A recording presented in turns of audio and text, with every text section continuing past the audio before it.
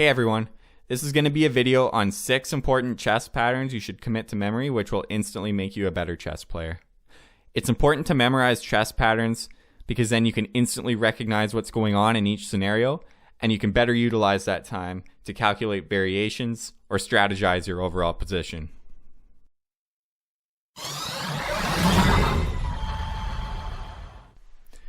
So the first example I want to talk about is a weak square, which can also be called a hole. This is a weak square and can be identified as such because there's a pawn immediately to the left and immediately to the right of it. Another way to identify it is to look at the file to the left and the file to the right, like this, and look at all of these squares. There's no pawns on any of those squares, and that's another way to tell that it's weak. The basic idea behind a weak square is that it's impossible for a pawn to attack that square. Pawns only move straight down the board, and pawns can't move backwards. So there's never going to be a situation where a pawn's attacking this knight because they both move past that ability already. This bishop is outposted on this square. It's a weak square as well.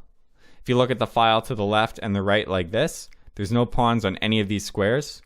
The pawns are both past that, they can't move backwards, and there's never going to be a situation where a pawn can attack that bishop. Here's an example in a game. It's white to move, material's even on both sides, but white has a clear advantage because he's able to bring his knight here to e6, where it's outposted on a weak square. There's a pawn to the left and to the right. Another way to tell, you look at these two files, there's no pawns here. It's impossible for a pawn to ever attack this knight here. Another thing to note is black's bishop's on a dark square, which means it can only travel on dark squares. White's knight's on a light square, so this bishop's never going to be able to attack the knight either. The knight's also supported by this pawn. All in all, this is a very strong knight. It's in black's face, and white's going to win this game very easily.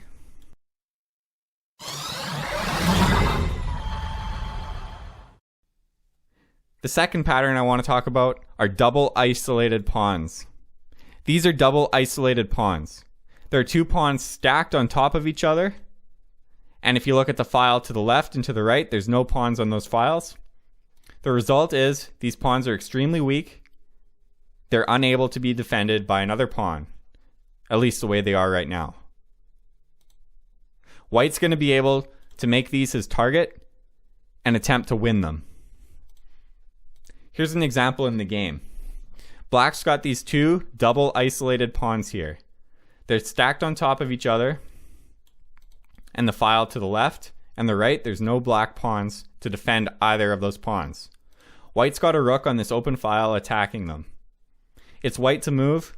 He's got a couple options. He can move his queen here to c3, and now he's just ganging up on these pawns. Black can't defend it, and he's going to lose it on the next move.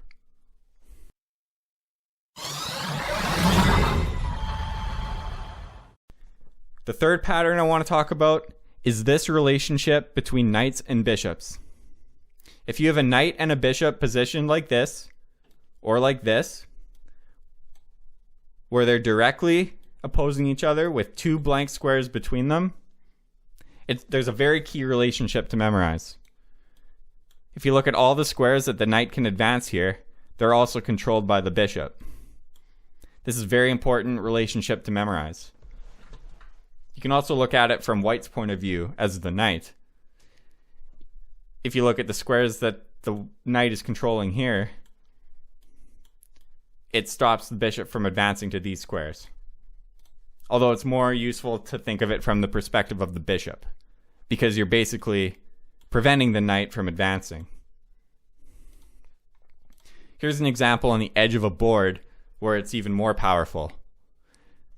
Black's bishop is dominating white's knight on the end of the board here because the three squares that the knight can move to are all covered by the bishop.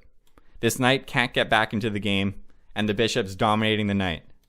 It's important to recognize this pattern because it's always true when a knight and a bishop are directly opposing each other and there's two blank squares between them.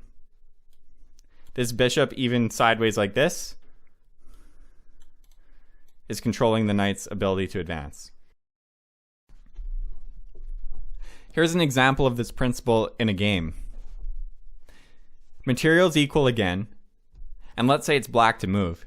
He might want to bring his knight here, which is a weak square that's supported by this pawn, and overall would be a strong piece on this square. White might want to prevent that. One option is to move his bishop here, which stops his knight from coming there, because he could just capture it. However, the knight can still come here, attacking this weak pawn. A better option for white is to take advantage of this principle and move his bishop here. The bishop and knight are opposing each other directly with 2 squares between, so white can quickly feel confident knowing that he's stopping black's knight from advancing anywhere. He's stopping it here, he's stopping it here, he's also stopping it here.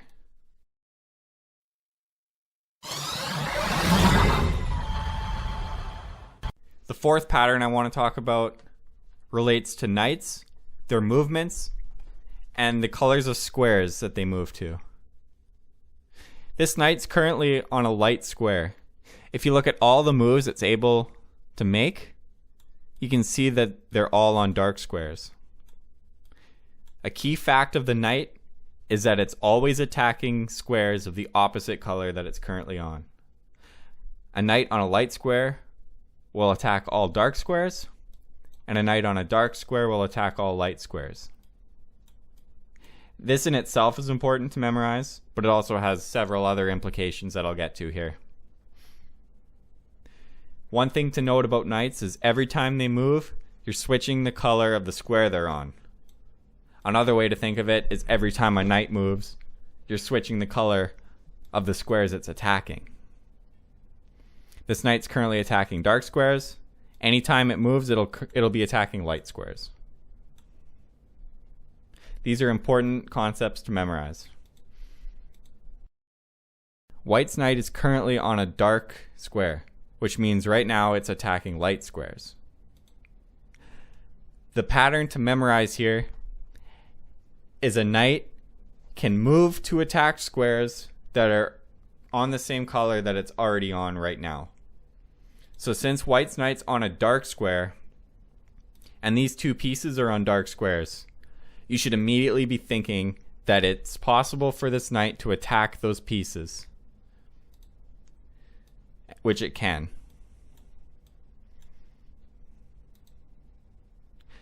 Black's knight's not the same. Black's knight's on a light square, and these 2 white pieces are on dark squares. When you memorize this pattern, you should instantly know that it's impossible for this knight to attack these pieces. Because when this knight moves, it'll only be attacking light squares.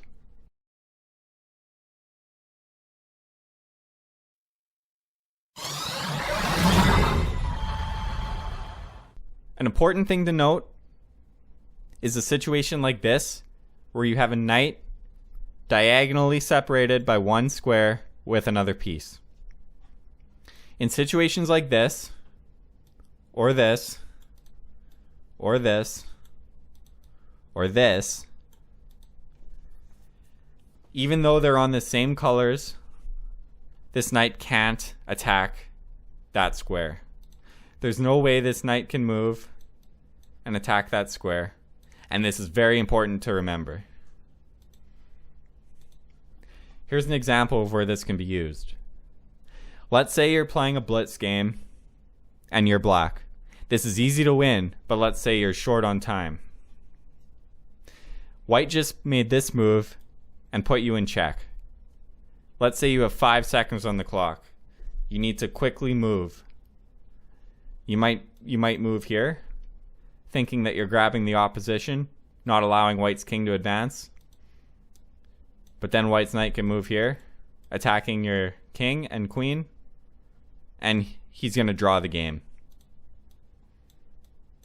If you take advantage of the principle we just talked about, you can quickly move your king here, knowing that this diagonal relationship between the knight and king means it's impossible for the knight to attack the king. The knight can move anywhere, and you have the peace of mind of knowing that it's not going to be able to attack your king. Therefore, forking your king and queen and securing the draw. If white tries to attack your queen in this situation, you can force the win by moving your queen here, forking the king and knight, and when white moves the king, you're going to easily win this.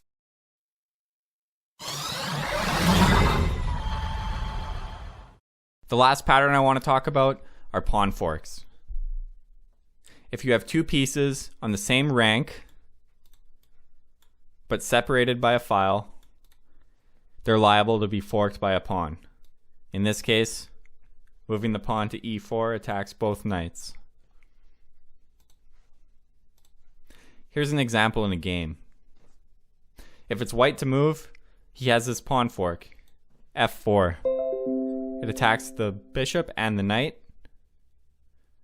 Black's going to be forced to capture your pawn with the bishop. You're going to capture it back. And now black's going to have to move the knight.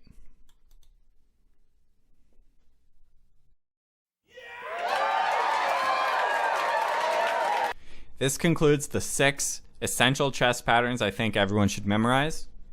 And once you memorize, you should be able to save a lot of time in your games, and it'll instantly make you a stronger chess player.